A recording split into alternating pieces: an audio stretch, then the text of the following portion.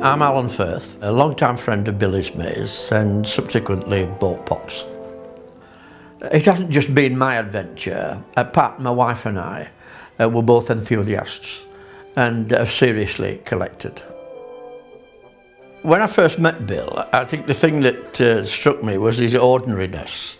He was a small man, plainly dressed, perhaps Spartan even, but there was something that was really memorable.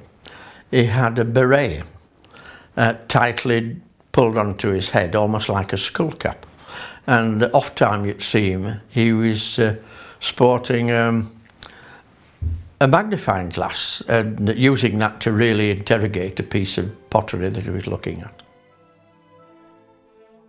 Well, I hadn't heard of him before a telephone call that I made. I was following up an advertisement that I'd seen in Ceramic Review, and it was Rosemary Wren.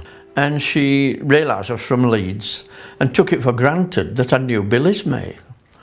Well, Bill Ismay didn't mean a thing, nothing at all. And she encouraged me to write to Bill, a very important man, been collecting for years, and gave me his address, said that he wasn't on the phone. What happened, there was an exchange of letters, and then subsequently we arranged to meet at a gallery. I think it was called White Rose Gallery, a relatively new gallery in Bradford, and we went to a PV, and that's when I saw him for the first time. He didn't have a car, and I lived between him and Wakefield, where he lived, and I offered to take him home, and we'd stop at our place and have a cuppa, and then I'd get him back to Wakefield, and that's what happened. So he saw our place and in effect did a vetting, commented and looked at things that we had, the old things, old ceramics, and then the one or two modern pieces that we had, and that was it. And then when I went home with Bill that night, I was just staggered at what I saw. It was mind-blowing, and the thing that I remember is that he enjoyed that. He enjoyed blowing my mind, absolutely.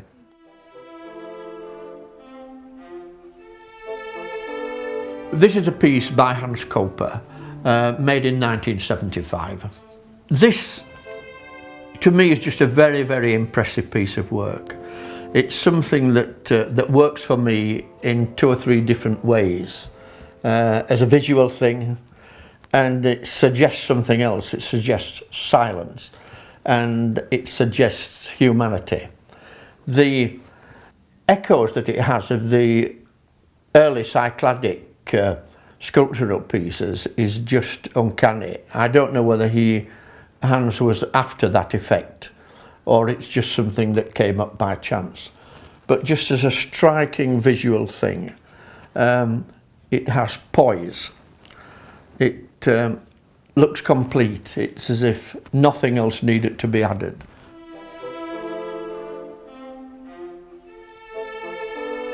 Well, the long-standing thing was really about patience. Be patient, give time to look, to talk, to think about things, rather than just being impressed by something that caught your eye. Perseverance, stay with it. There's a little instance I can give here about it. Might seem obtuse, but when he was first making coffee, it put about 3 or 4 dessert spoonfuls of coffee in his coffee pot, and I cringed at that. What's this? And his quip was, you can't make coffee without coffee. And in a sense, that's how he dealt with his pots. You can't collect pots without collecting all the experiences around the pots.